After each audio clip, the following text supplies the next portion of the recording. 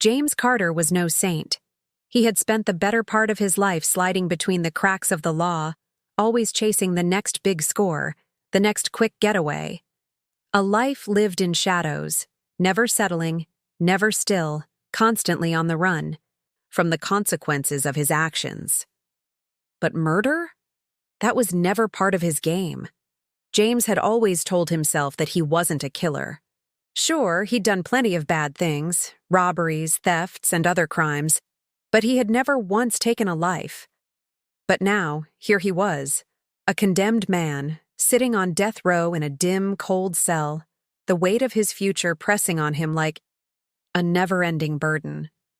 The world outside was moving on, and all he had left were his memories and regrets.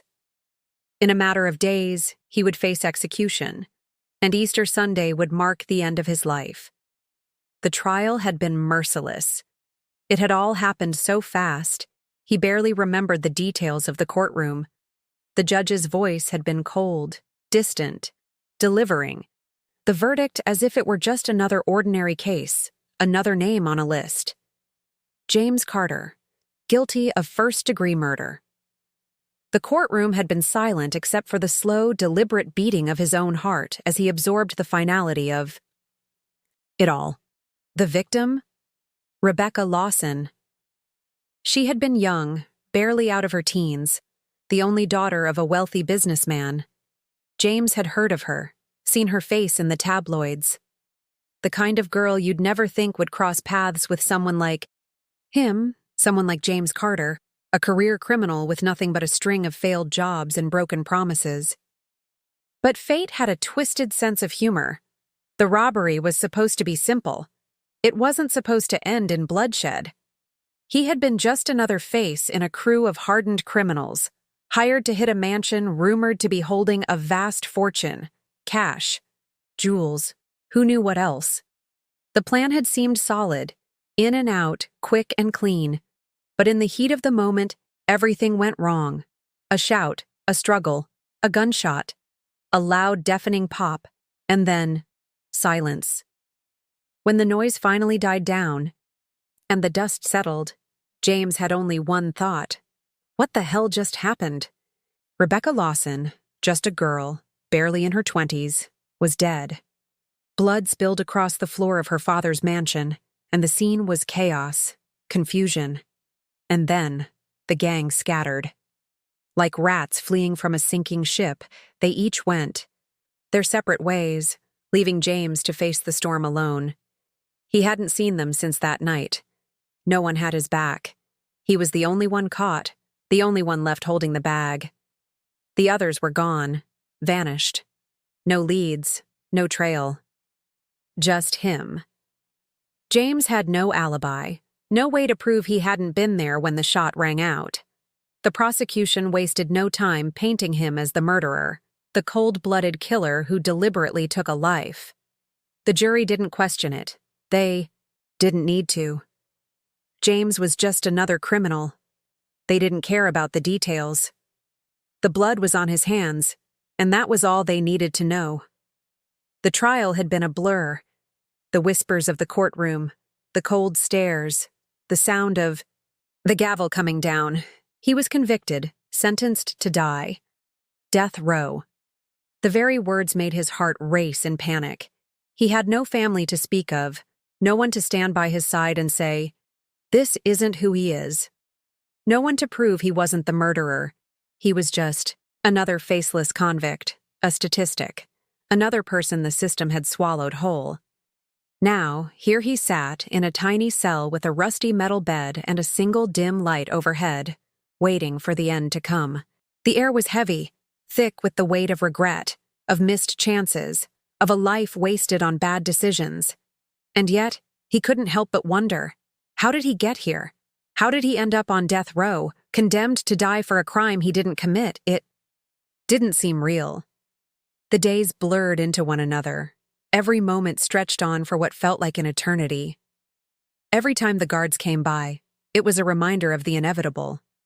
The clock was ticking, and with each passing hour, he felt the walls closing in on him. Execution day was set for Easter Sunday, Easter. a day of rebirth, a day of resurrection. And yet, for James, it had become a symbol of his own death, a bitter reminder of everything he had lost. As the days dragged on, James could do little more than stare out the small window of his cell and wonder if he would ever get a chance to make things right, or if he was doomed to die in this place, forgotten, misunderstood, and alone. James wasn't afraid of dying. He had spent years convincing himself that this was the only way his life would end.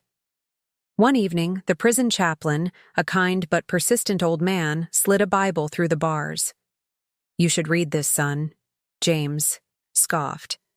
"I don't need fairy tales."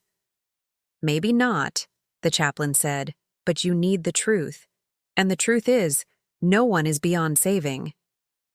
James ignored the book for days, until sleeplessness and regret forced him to pick it up. As he flipped through the pages, his eyes landed on Luke 23:39-43, the story of the thief on the cross. The words hit him like a punch to the gut. "Lord, remember me when you come into your kingdom. Truly I tell you, today you will be with me in paradise." For the first time, James felt something crack inside him. If a dying thief, guilty, condemned, hopeless, could be forgiven, could he? That night, he had a vivid dream, a flashback of the robbery. But this time, details he had long buried surfaced like a revelation. The gunshot did not come from his weapon. Victor, the gang leader, had been acting strangely before the robbery. He had seemed too eager. Rebecca had known Victor. He had called her by name right before the shot, the way she fell. The look of horror in her eyes. It was not an accident. James woke up, drenched in sweat. Had Victor planned this? Had James been a pawn all along? That night he prayed all night, with fervor and in tears. He couldn't believe that he was capable of praying that fervently.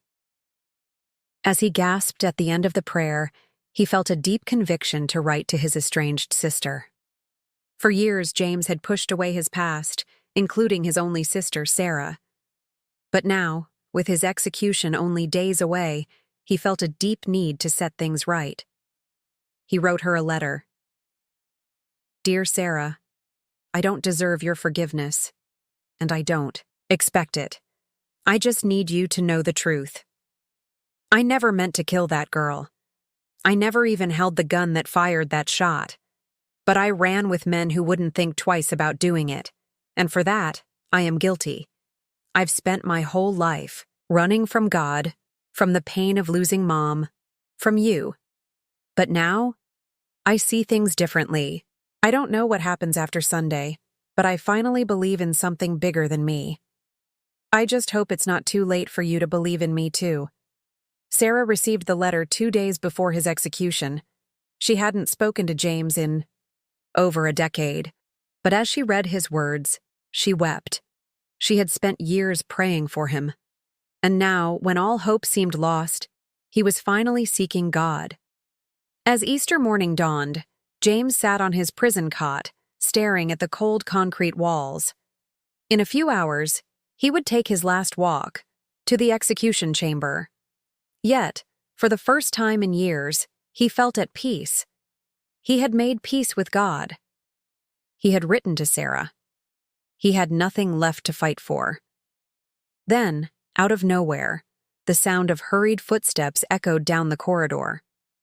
The metallic clang of keys turning in the lock startled him. The prison warden himself, a man who had befriended James, maybe for lack of someone to talk to. He never feared James, a convicted killer, as other warders did. He often told James interesting stories about the outside world, and James loved it. This is the only time he ever smiled. Even when it was obvious the warden was exaggerating some aspects of his stories. On this day, the prison warder stood at the door, out of breath and pale-faced. "Carter, get up. You're not going to believe this." James frowned. "What are you talking about?" The warden exhaled sharply. "You've been pardoned. You're a free man." James blinked. His heart slammed against his ribs. What? It's over, Carter. The courts have overturned your conviction. New evidence came in this morning. You're innocent of murder. James stared at him, struggling to breathe. The words didn't make sense. After years of being condemned as a killer, suddenly, just hours before his execution, he was being told he was free? You're lying, James muttered, remembering the far-fetched stories the warder often told him. No, the warden said. Your lawyer is on his way. But here's what I can tell you right now. Your gang leader, Victor, just ruined himself trying to steal from the dead. That's what saved your life. Victor was arrested yesterday, trying to claim Rebecca Lawson's father's fortune. What? James's mind reeled. What does that have to do with me? Everything, the warden said grimly, his face serious. Turns out Victor wasn't just some thug looking for a quick payday. He was family, Rebecca's cousin. James felt his stomach lurch, like a heavy weight had dropped straight into the pit of his gut.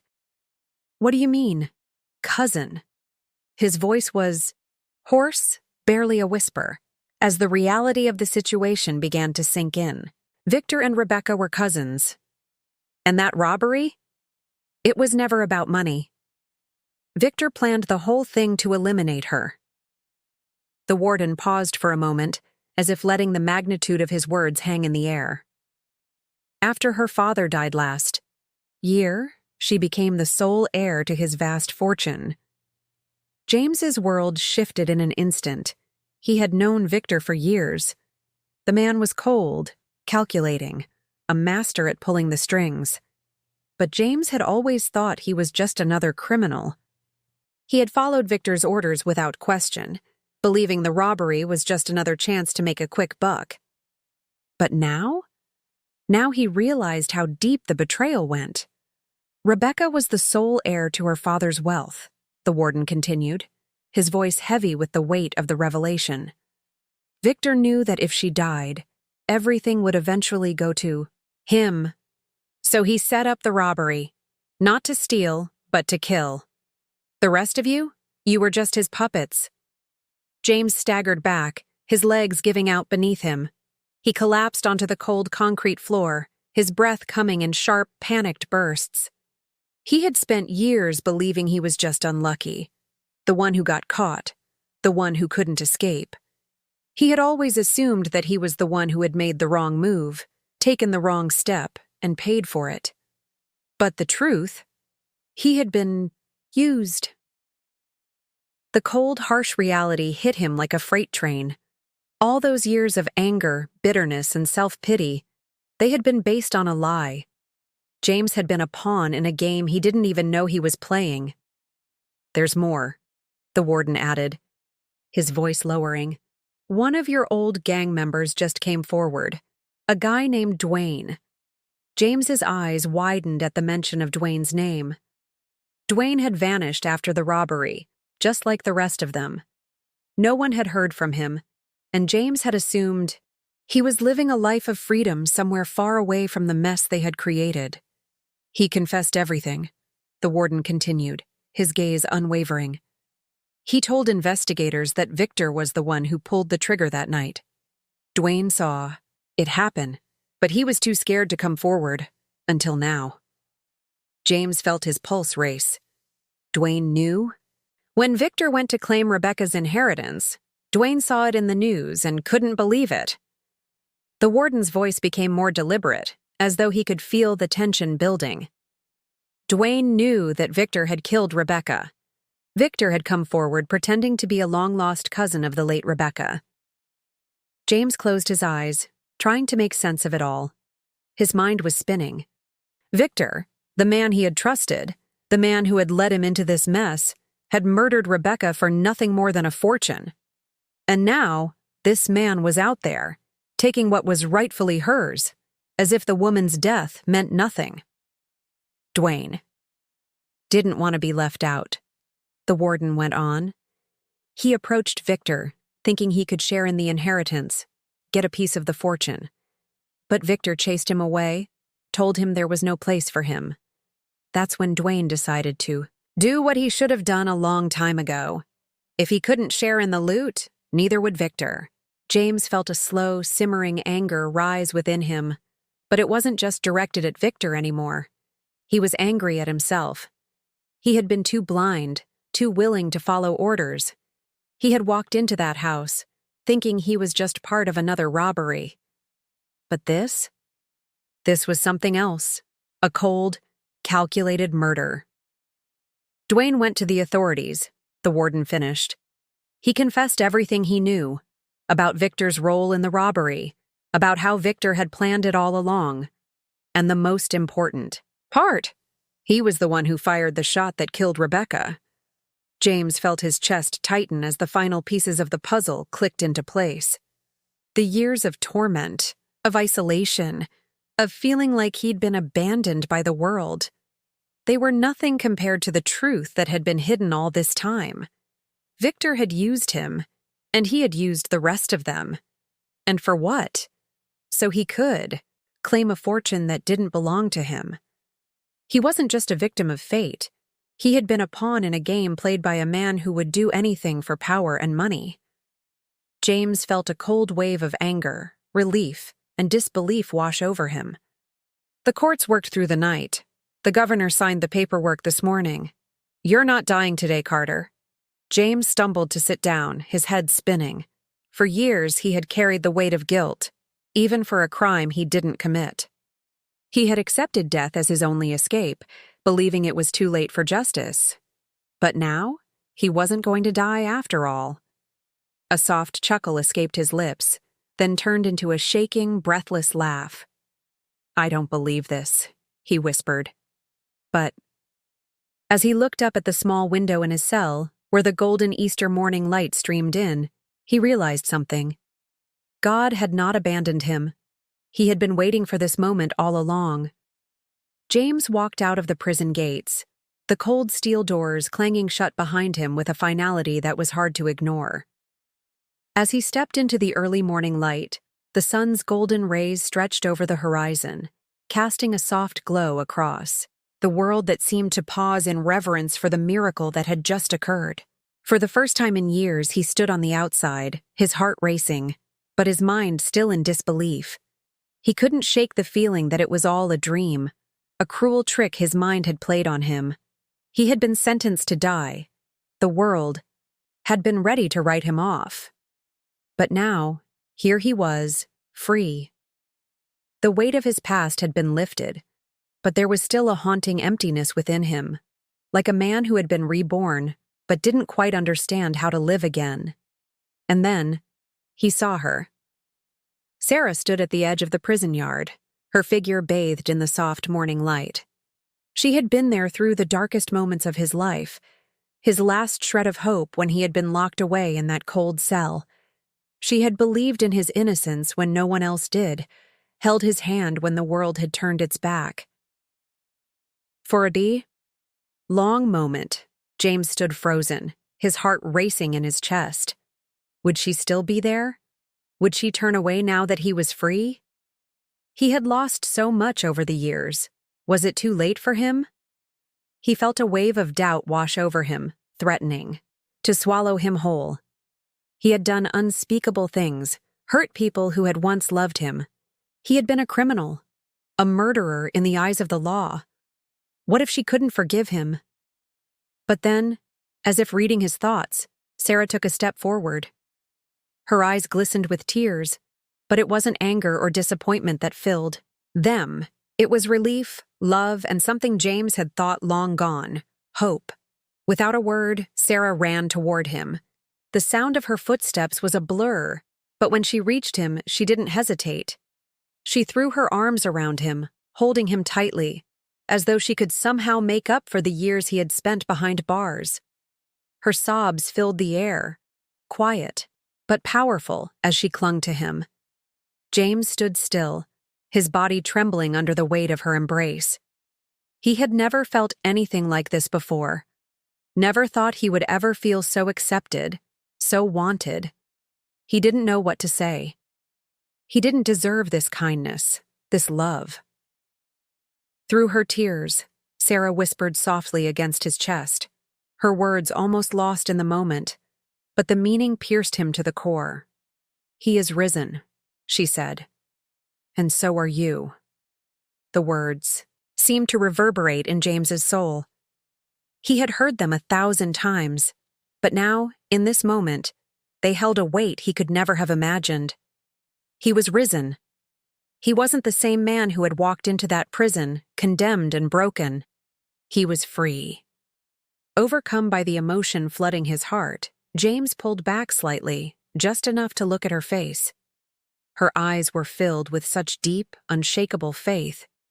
It was as if her belief in him had never faltered, even when he had lost all hope. For the first time in his life, James felt something he had never thought possible: grace. It was like a soft rain that washed over him, cleansing him of the guilt and shame that had clung to his soul for so long. He had been condemned. He had been broken. But now, he was free. Not just from the prison, but from the weight of his past. He lifted his eyes to the sky, the early morning light spilling across the world in all its vibrant beauty. It felt like the world was being made new, as if everything, even him, had been given a second chance. "Thank you, Lord," he murmured, his voice thick with emotion. "I was dead, but now I live." And for the first time in years, he believed. He wasn't just free from the chains of the prison walls. He was free from the chains that had held his heart captive for so long: shame, guilt, and the weight of his past sins. He had been given a second chance, a chance to live again. "Jesus is indeed risen,"